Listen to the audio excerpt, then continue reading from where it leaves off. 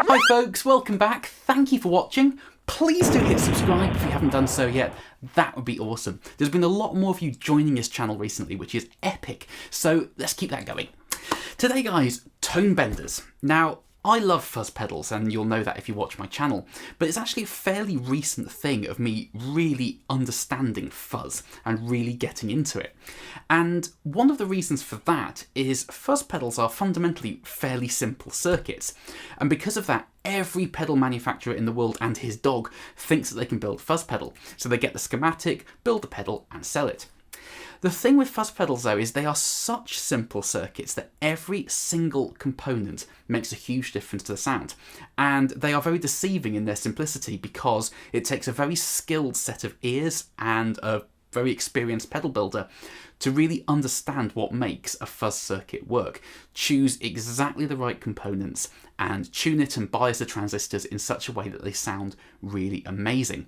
So over the years I've struggled with fuzzes a lot because I just haven't been playing the right ones, but since I've been playing the right ones I've really understood fuzz a lot more and I've got really into it. Now, out of the sort of fuzz holy trinity, as it were, the fuzz face, the big muff and the Tonebender, the Tonebender for me has been the one I've always struggled with the most, because with a fuzz face and a big muff you can pretty much plug into them and get an amazing sound straight away. But the Tonebenders always seemed a little bit more unruly than the other two, and I've never really got my head around them. But recently I really have, and a big part of that is these three pedals on the table in front of me here. Now these were made by my good friend Nick Williams, who lives fairly near me in England, and in the way that Analog Mike is kind of Mr. Fuzzface, Nick for me is Mr. Tonebender. He really gets these circuits, and he owns original Mark I, Mark II and Mark IIIs, and when he makes these replicas he doesn't stop until they sound perfect. He will spend weeks or months faffing with the circuits and changing the transistors and resistors and all the little components until they sound perfect. So these are, for all intents and purposes, original Mark I, II and IIIs, because they sound identical. They're packed full of new old stock components and lovely old transistors and all of that. So these are as good a replicas of those original units as you can get, and they sound unreal. So today I want to take a little look at Tonebenders and dig into these three pedals a little bit and see what the differences between the 1, 2 and the 3 are. Now they're all made by the same company and they're all variations on the same circuit, but they do have fairly substantial differences when you dig deep into them. So that's what today's video is going to be about, chaps, it's going to be looking at these pedals and comparing them. Now, whenever I've demoed Nick's pedals in the past, it seems to have become a thing for me to wear kind of loud shirts. So, especially as I'm demoing three of them today, I feel I'm letting the side down somewhat wearing this lovely jumper. So, I think we should try and wear something a little brighter. Yeah, this'll kind of do it. It's a bit orange. Yeah, we're kind of getting there, but we are demoing three of Nick's pedals. So, I think we can do a bit better. Yes, this'll do it. So, now that we are suitably suited, as it were, let's dig deep into Nick's lovely Tonebenders.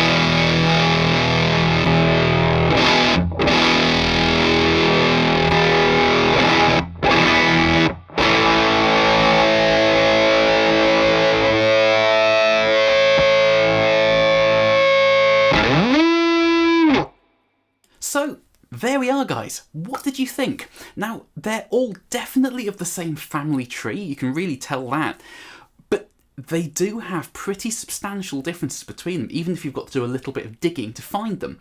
So for me, one of the biggest differences between them is how they clean up using the guitar's volume control. The Mark I can get quite gated and spitty, the Mark III has a load of clarity, and the Mark II seems to become a little bit dark and muffled, but not in a bad way. So they all have their very own character. Now, you guys quite often ask me in the comments which was my favourite, and I always try not to kind of choose at the end of these videos. If I had to pick one, I think I would probably go with the Mark I, because the thing with Tonebenders for me compared to big muffs or fuzz faces is they're much more difficult to control, they're much more unruly, and if you don't control them using your playing and the guitar's volume knob, they will just go absolutely loopy. And I really like that, they really make you work, but when you get the tone out of them, it is so rewarding because they sound unreal. But it's not as easy as plugging in and just hitting a chord and having it sound amazing. They really do make you kind of dig deep to get the really great tones out of them. But that's why I love Tonebenders. And I think for me the Mark I is the most unruly when you turn it up loud. I mean, I've got the amps loud in this room and my ears are ringing after shooting that demo, but it's very prone to feeding back if you don't control it. It's really spitty when you roll the guitar's volume back. It doesn't get super clean, but to me the Mark I is what a Tonebender should be. The other two are awesome, don't get me wrong, I'm not saying I don't like them, I love them, and you definitely need all three in your collection, of course.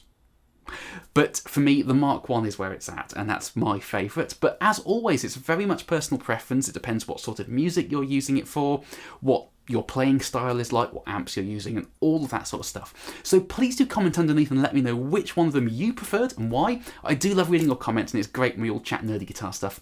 And as always, please do carry on subscribing to this channel too, because it's not exactly taking off, but it seems to be getting a bit of momentum recently, which is awesome. And I love keeping this channel growing as much as I possibly can. So please do hit that subscribe button. It really, really does help. So thanks guys, I hope you enjoyed that. Please light up the comment section and I will see you next time. Bye bye.